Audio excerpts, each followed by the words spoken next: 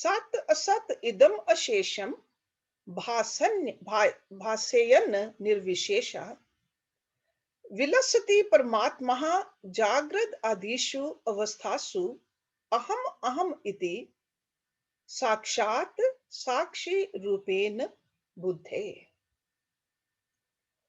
प्रकृति विकृति भिन्ना, different from prakriti and its modifications. So who is different from prakriti and its modifications? Atma. Because he is trying to tell us what Atma is.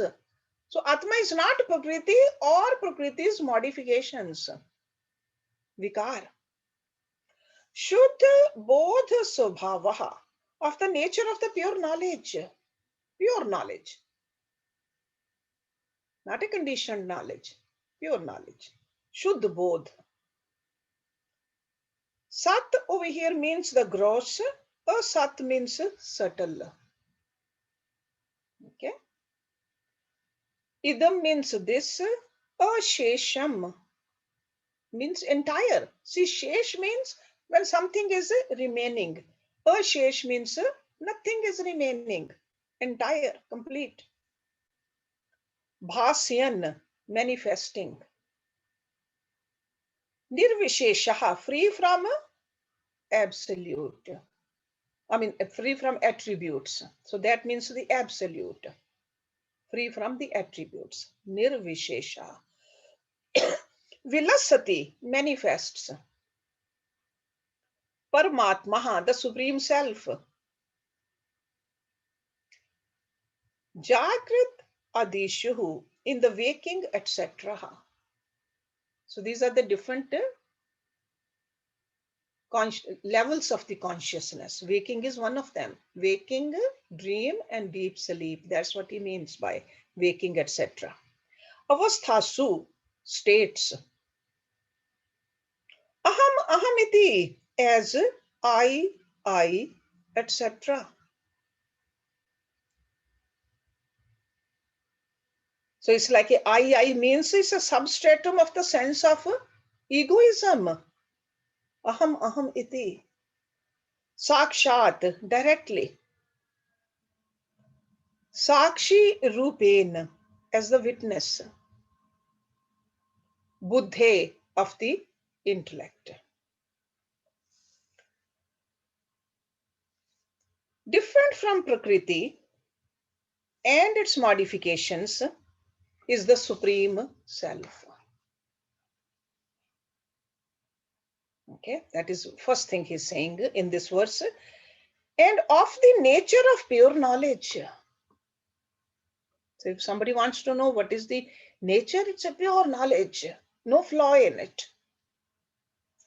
It is absolute and directly manifests the entire gross and subtle universe as the very essence behind the steady sense of egoism. So in other words, this is the one which gives the energy to all of it. Ego cannot exist without the Atma. I amness cannot even erupt. Gross cannot erupt. So it's the energy behind all of it. It's different, but it's the energy behind it. It's just like in this bulb, there is a electricity and there's a bulb. Electricity is different than the bulb.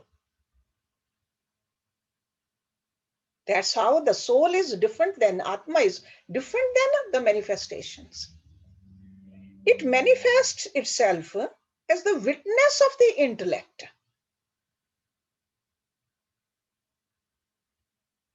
Sakshi Rupen Buddhe. So it's not Buddhi, because Buddhi is also part of the Prakriti, but it manifests itself as the witness of the intellect, the determining faculty in a person. What is a determining faculty?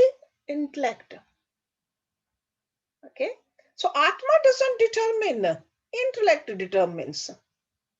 Atma only gives the power to the intellect. So this self or the Atma has been indicated here again in this verse. He has said that before also, but again, in a very nutshell, he is telling us that it is other than Prakriti and its modification. Another thing he is saying, it is the illuminator of all. That can be said this, illuminator. Gross and subtle both. See, gross things are those which can be seen outside. That's a gross. Okay, gross. And what is a subtle? Subtles are those which are experienced within. That's a subtle. Whatever we experience within, that's a subtle. Okay. Whatever we subjectively perceive, or the emotions we go through, the thoughts which erupt, that's all subtle. But it's other than the Atma. Thoughts are not the Atma. So Atma or the consciousness illumines them all without any exception. That's why he used the word nirvisheshaha.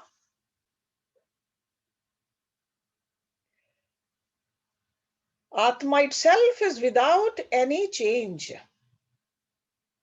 That's why another word in English we use the immutable for Atma. So again, from the standpoint of the ego, it can be said that this consciousness revels in the three states: waking, dream, and deep sleep. What does it mean? That means that there's no time when or no place where consciousness is not. When we are dreaming, consciousness is there. Atma is awake. When we are deep sleeping, Atma is awake over there too. And of course, when we are wakeful state, Atma is there too. So all the levels of consciousness, Atma is there. So Atma revels in all the three states of consciousness. How? As the ego. The I. I am awake. I am sleeping. I had a deep sleep. I feel restful. That I. So this consciousness in us, the Paramatma, part of Paramatma, expresses at all times in the form of I. But never gets involved in the happenings around. It doesn't decide anything. It doesn't take sides. It only enlivens. It is the knowing principle, the witness, observing all thoughts, experiences of the mind and the intellect. Okay, so this is what he is towards the end of this section. He's summarizing for us what Atma is.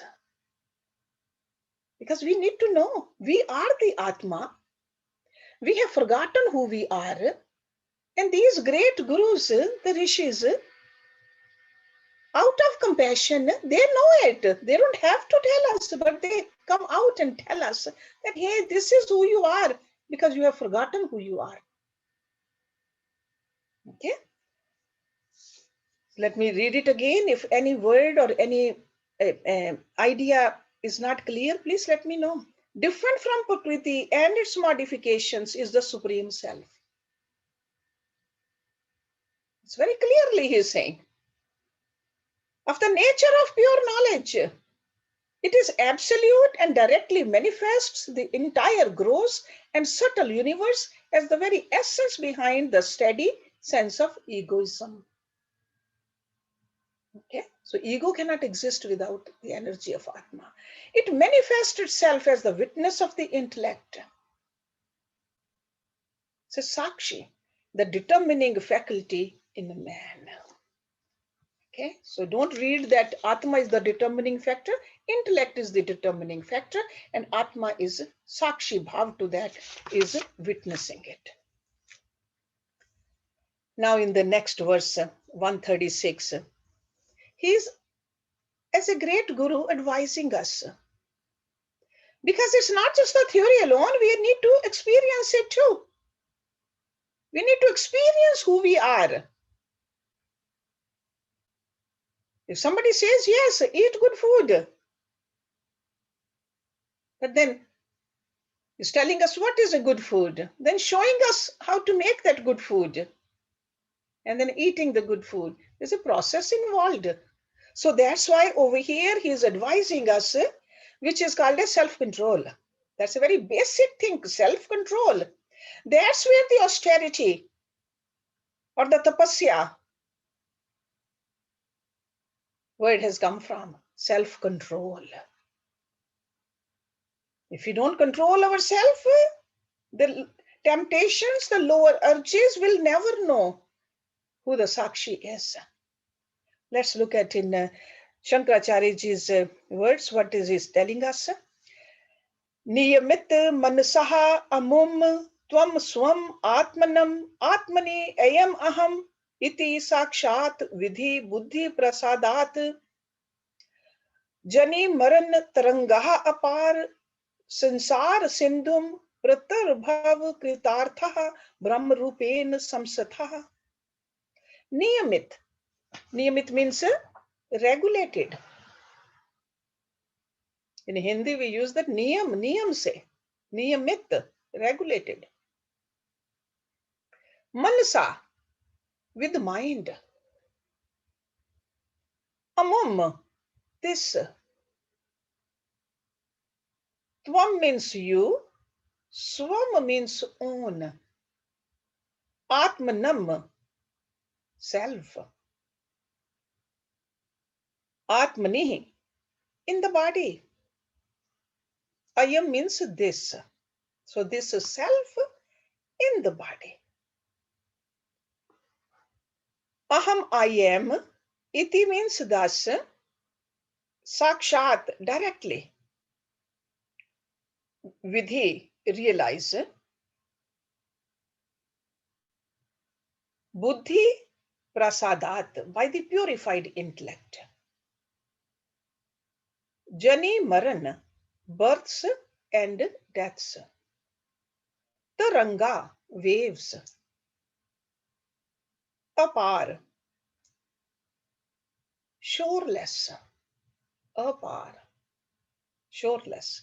Sansar Sindhum, the ocean of sansar, this world. Pratar, cross. Bhav means become. Kritarthaha, blessed or fulfilled. Brahma Rupen, as Brahma. Samsatha, becoming firmly established. Samsatha. Satha means established. Sam means firmly established. With a regulated mind and a purified intellect. Realize your own self while in this body.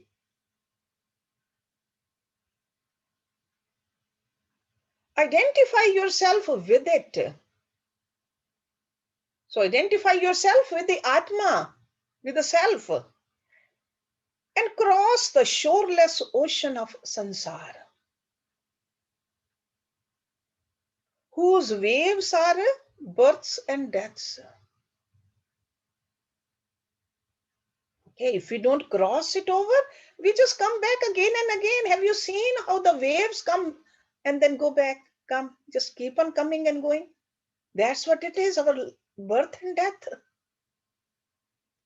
Cross and the shoreless ocean of sansar, whose waves are births and deaths. Become blessed by getting firmly established in Brahma, which is your own essence. This is who you are.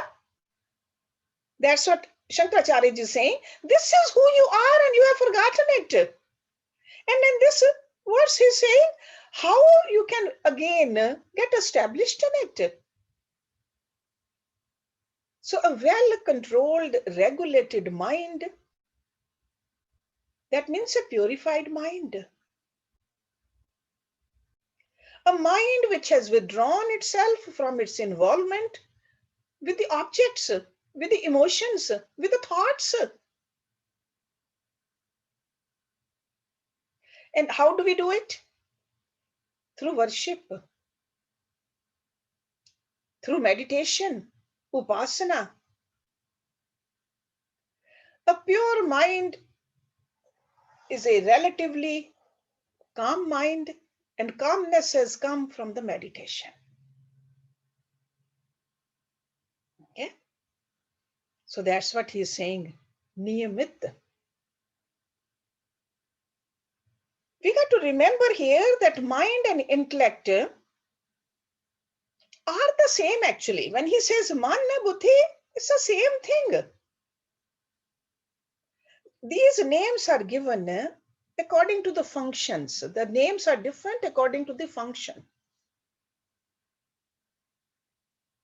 Intellect, when it's deciding, it's called intellect.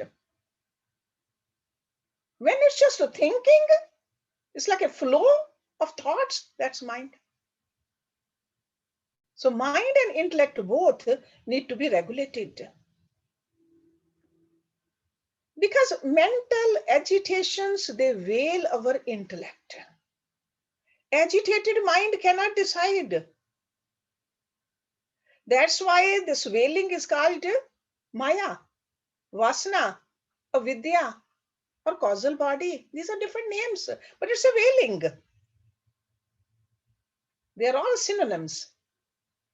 So due to avidya, the intellect is not able to see the truth clearly. And when you cannot see it clearly, of course you cannot decide. Truth is not apprehended.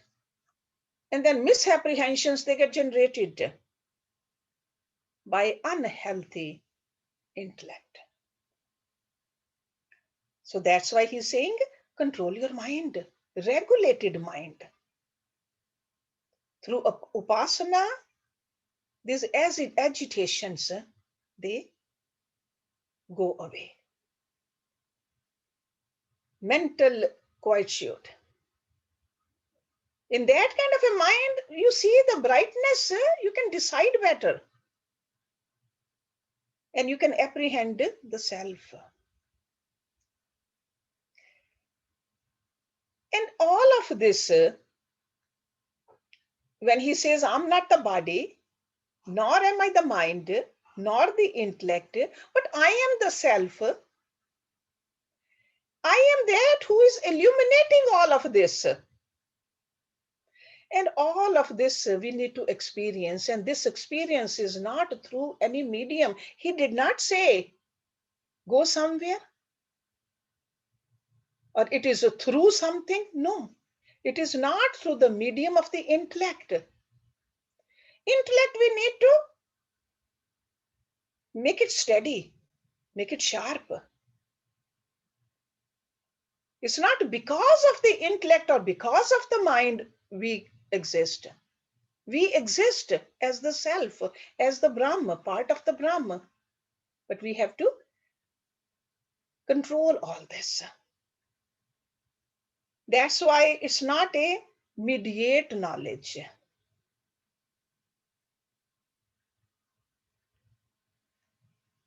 So nobody needs to tell you that you are, this is your name. You know that. In darkness also you know who you are. The same way, see, mediate, what is a mediate knowledge? Mediate knowledge is that which is gained through the instruments of the sense organs, the mind, and the intellect. So this self is the immediate knowledge, not a mediate knowledge. Immediate knowledge is that to know for which no instrument is necessary. It's the knowledge of the one self. It's just like when you wake up from a dream, you do not see the waker. You become the waker because that's what you are, the waker. The same way you are the self, you are the soul, you are the Atma. And over here, this Acharya ji is telling us May you feel fulfilled. Kritartha. This fulfillment is the joyous feeling of having done what is supposed to be done. That means we are here to know ourselves. This is the actually only thing we are here for. We just got distracted doing this, doing that. The main job over here was to know ourselves. So once you know, you feel kritarth, fulfilled.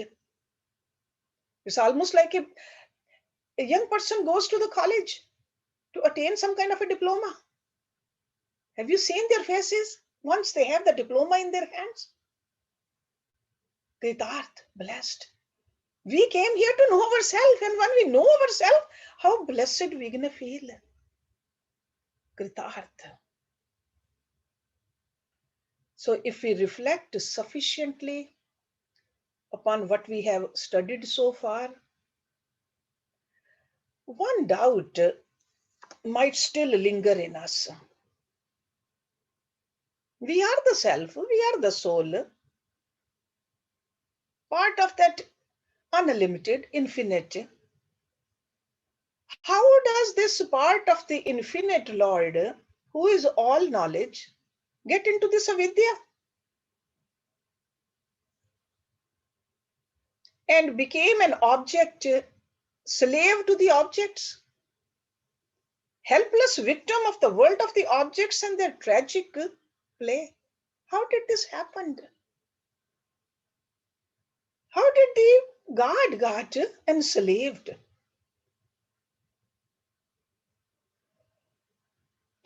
In the next two verses, Shankaracharya is trying to explain this. Let's look at it how he does the reply to this question. Because this is the bondage, right? So what is bondage? The reply. So in the next few verses, we'll see. Number 137. अत्र अनात्मनि अहम इति मति बंधा एषा अस्य पुंसः प्राप्तः अज्ञानात् जनन मरण क्लेश संपात हेतुः येन एव अयं वपु इदम असत् सत्यम इति आत्मबुद्ध्या पुष्यति उक्षति अवति विषय तंतुभिः कोश कृदवत, like kridvat. Yeah, that's the last word. So atra means here. Anatmani is the not self. See, atma, anatma, we are familiar with these two terms. So anatmani is not self. Aham, I am. Iti means thus. Mati means identification. Bandha, bondage. Eshaha, this. Asya, of this. Punsaha, a man, like a person, human being. Praptaha, has come. Agyanat, due to ignorance. Janan maran. Janan is the birth and the maran is the deaths. Klesh, miseries. Sampat hetu, the cause of all these hitting him together. Janam and maran, just keep on coming. Sampat hetu. Yen means through this.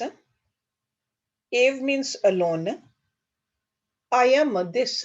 That means this person. Vapu, body. Idam, this. Asat, unreal. Satyam, as real. Iti atam buddhya, with the notion that it is me. Pushyati, nourishes. Ukshati, bathes. Avati, preserves. Vishay, sense objects. Tantu bhi, by threads.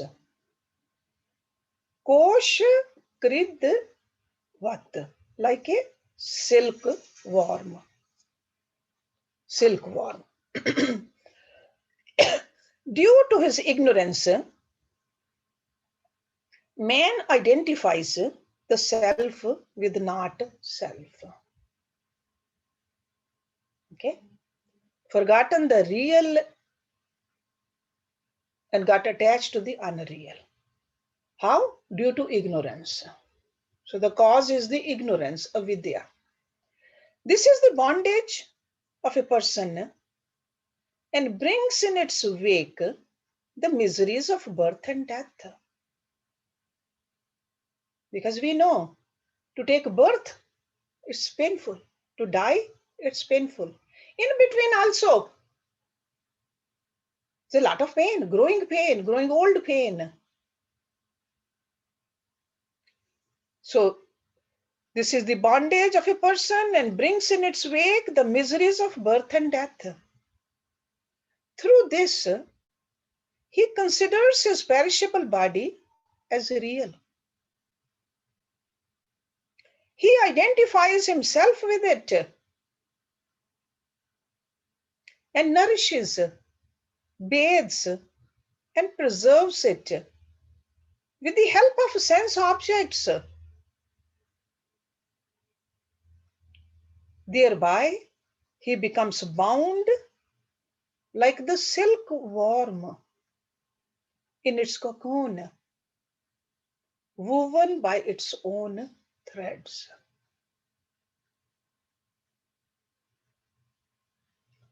So, in other words, this bondage is not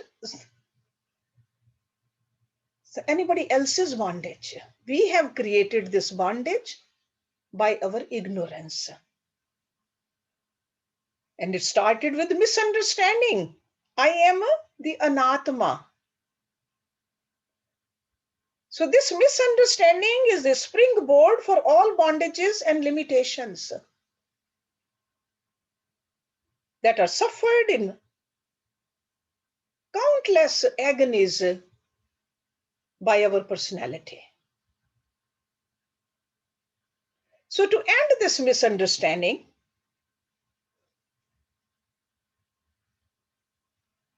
see, if we are ignorant and ignorance was the cause, we have to become not so ignorant. We got to be knowledgeable. That's the only way we can liberate ourselves from this agony or from this total weakness which he is talking about over here, that we have forgotten our real nature. We started identifying further and further from our real nature. Not just this body, we started identifying with what we have acquired.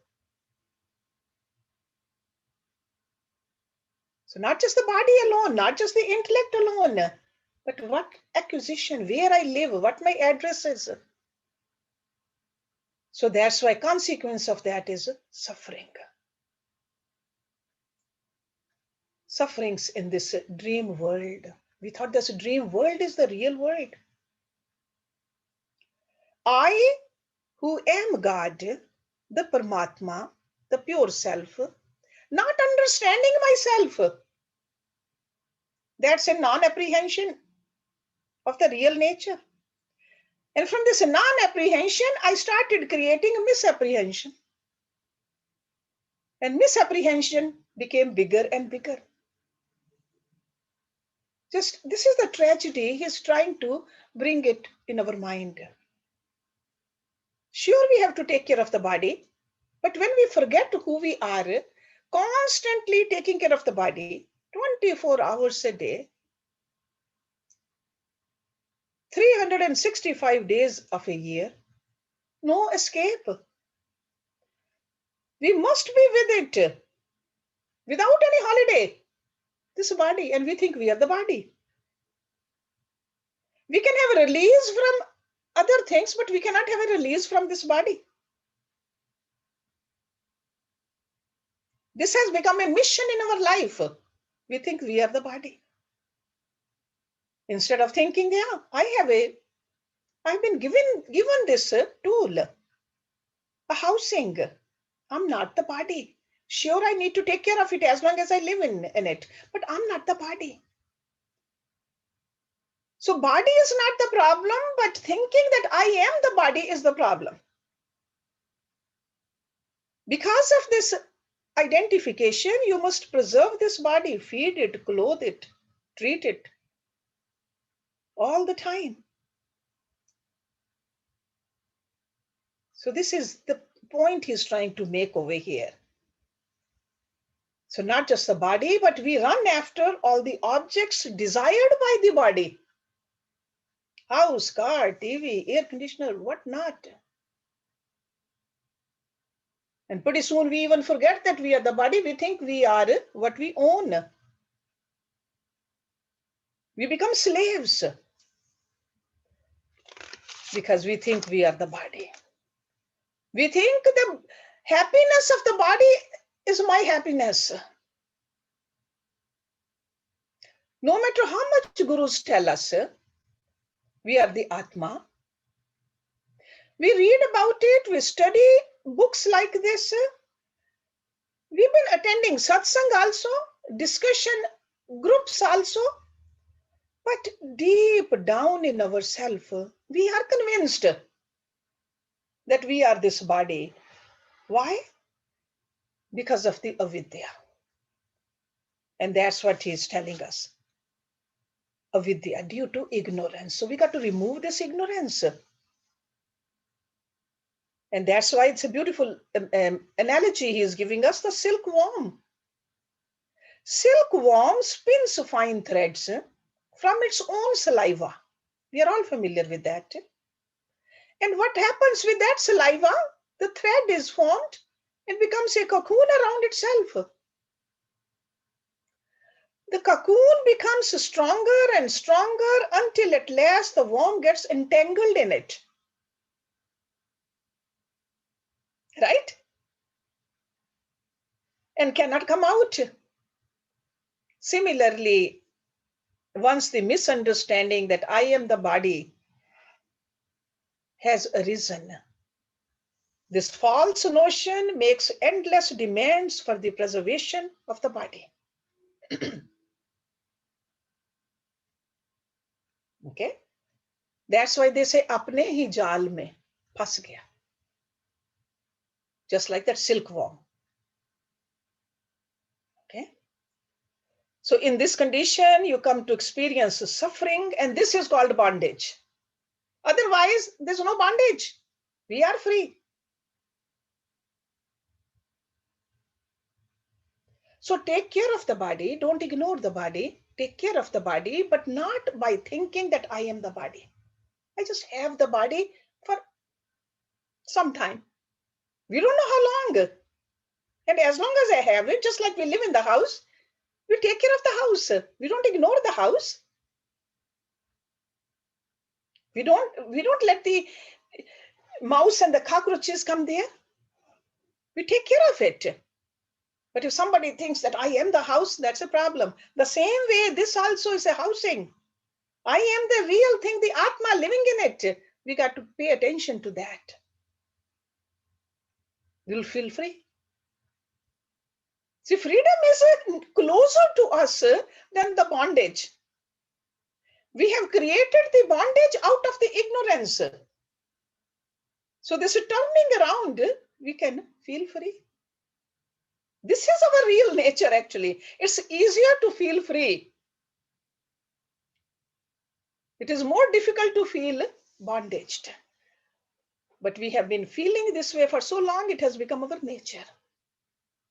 So now, with the help of this great teacher, we are learning word by word. He's telling us, look at the compassion in these great acharyas.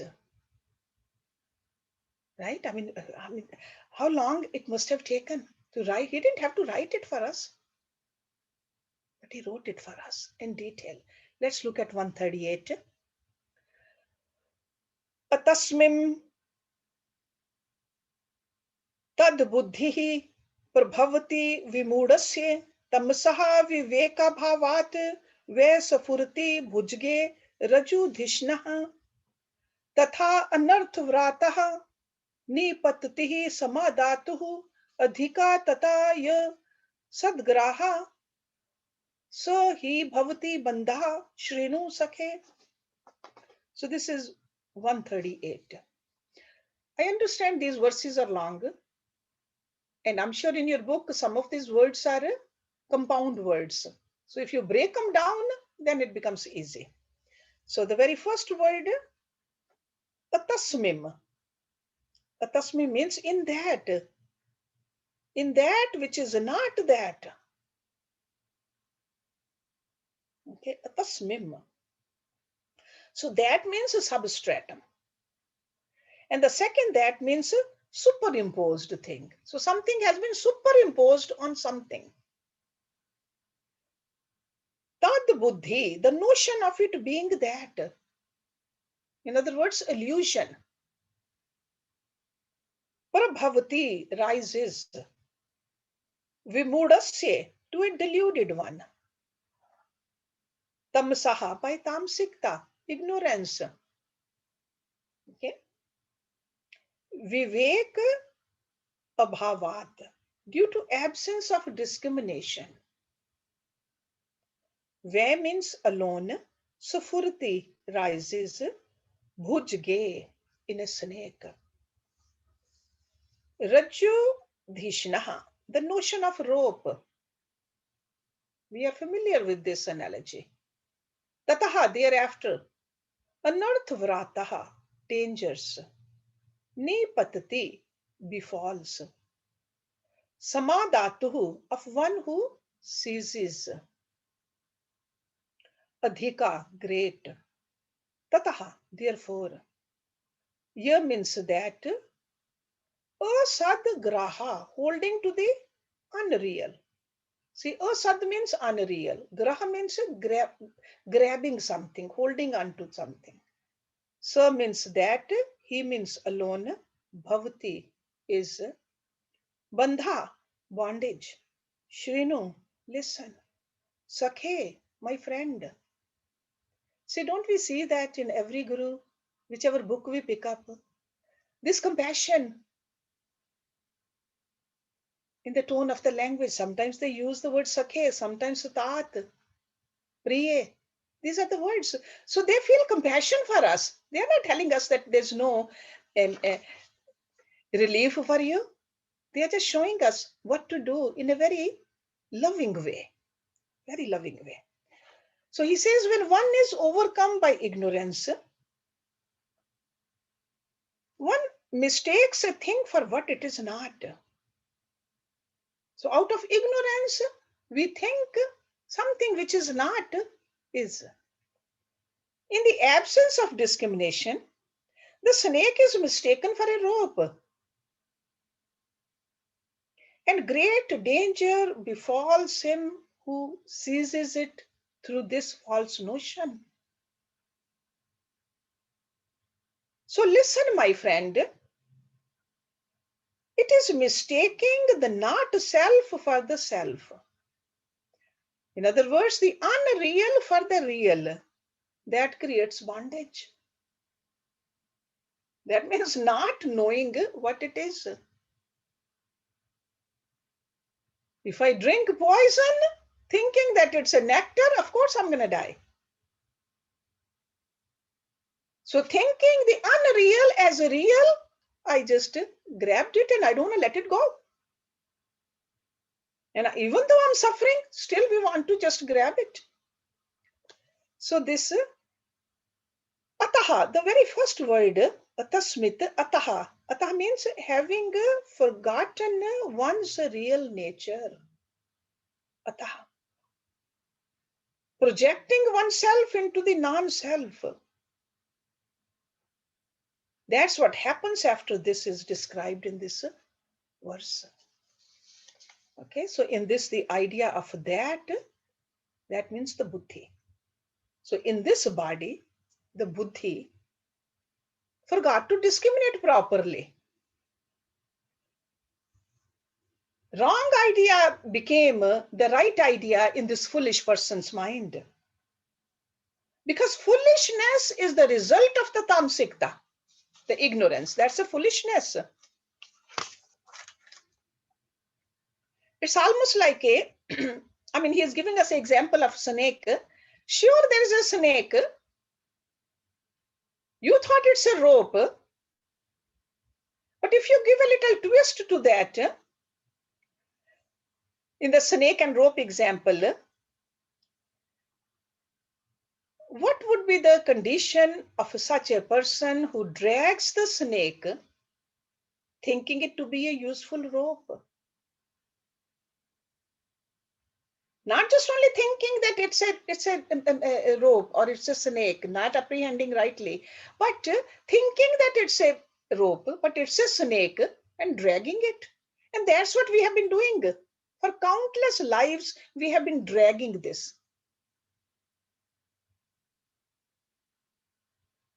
Thinking that I am the body. The desires. Because of those desires, I want to have this, I want to do this. We get attached to not only our body, others' bodies also, others' dreams also. That's like a dragging a snake for countless lifetimes. And then we think, why are we suffering? That snake is the one which is biting us again and again and again. To a sattvic intellect, truth is self-evident. But on the other hand, a foolish person's intellect is veiled by tamsikta. That's why he suffers. So thinking that it's a rope, but it's a snake, that is tamsikta. So in that tragic condition, he comes to understand the anatma as the atma. So this is exactly what's happening in our lives. The body is misunderstood as the atma, the self. And that's what the consequences we see. Day and night, we are running after the pleasures, the fleeting pleasures, and we think we can hold on to it. The fleeting pleasures, we think that they are the reality. Entertainments, the parties, the recreations, we think that's the reality. The real thing which we are supposed to do, we think we can do it when we get old. Without realizing, we may never get old. Or when we are old, we may not have the strength, the stamina to understand it or to even practice it. That is the tragedy. Holding on to the unreal thing becomes the essence of all bondages. This is the definition of bondage he is giving us. Because in the previous verse, he declared it actually, that considering the anatma to be the self was a bondage. Now he says, he's giving us the definition of the bondage. I would really like you to go through these two verses. Just think, try to see what do you get out of it, these two verses. Because that's where the answer lies to our many questions. Bondage is nothing other than the identification with the unreal, the perishable, the changeable, the variable, the mutable, together, which is called anatma. That is the bondage. So first the teacher explained what was the anatma, then he explained what was atma. Now he is explaining the nature of bondage.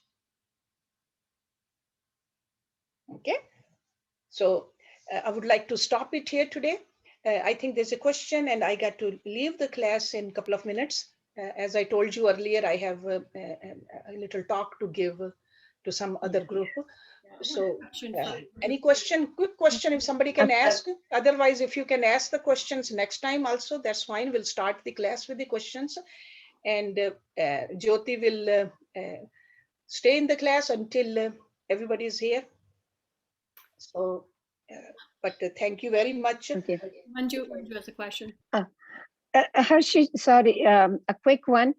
In our book, it says, just as one takes a rope as a serpent, as compared to, like you said, dragging the snake and thinking it's a rope.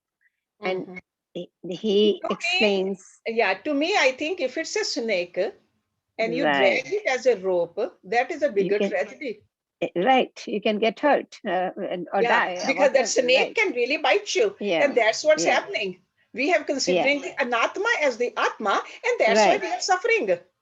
I think so too. Right, that's correct. To me, I think this twist is it just clarifies more. So that's why I said that. That's correct, right?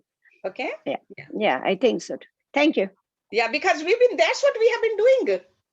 We think this body is me, right? And all the pleasures and the pains and the sufferings and we've been feeling through this body or anything which is anatma. Okay. Yeah. So anybody else, any question, Jyoti? Nope. Okay. So is Kamla singing today, Kamla? Hanji. Oh, sorry. Neetu has I'll do it. Neetu has a question. Just a quick question. It is a quick one. Yes, Neetu. You can explain later. I don't want to forget because you said ocean without what was the sentence you used? The sagar sansar is the ocean without a shore. Without a shore, yeah. It's just like because of this life and death, so many times we come back again and again. It looks like a shoreless ocean. Okay. In that sense, it's considered. In Hindi, it's called bhav sagar. Okay. Shoreless, and then we find the shore when we merge with the Paramatma. That's where we go. Okay. Otherwise, we just keep coming again and again and again, and that's what's happening. Okay. Today, So it's a circle. Tomorrow, a different body based upon our karmas. So it's a circle, basically. It's a circle. Because it's a circle, but in order to get out of this circle, we got to find the tangent. Okay. Tangent is that God. Okay. We got to get out of it. Yeah. Otherwise, no matter what kind of a body we have you seen anybody 100% happy? No. I don't think so. There are ups and downs. That's a part of this life. Yeah. That's why I said birth is painful, death is painful. In between, sure, here and there we see some flickering of joy, but pain also there. Always a fear in our mind. What if? Okay. So the real is that when we get hold of the Paramatma, and Paramatma we don't see, so that's why they say the feet of Guru. That's another place where we feel rest. Yes. Okay. So, right. So let me do the Purnamada, then Kamala can do that, and then I'll see you tomorrow. Thank you. Not the Gita. We are doing the Ishavasya Upanishad, right? Thank you. See you tomorrow. Thank you. Purnamada, Purnamidam, Purnat, Purnamudachyate, Purnasya, Purnamadaya, Purnameva Visheshyate.